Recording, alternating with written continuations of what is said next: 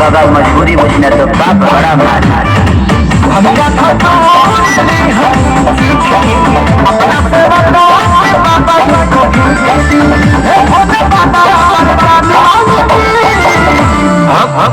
हम तुम्हारी तपस्या से प्रसन्न।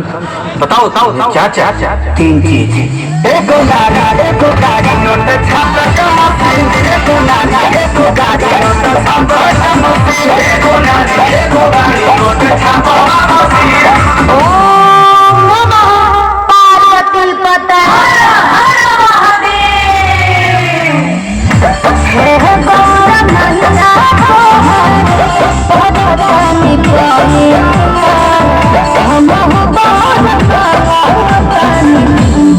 हम तुम्हारी तपस्या से प्रसन्न हुए बालिके, बताओ तुम्हें क्या चाहिए?